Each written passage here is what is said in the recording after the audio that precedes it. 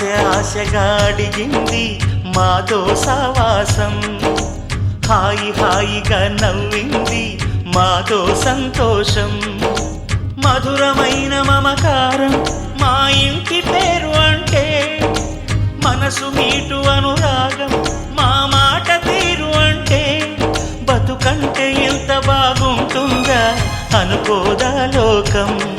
ఇటువంటి వింత తను చూసిందా అనుకోదా స్వర్గం.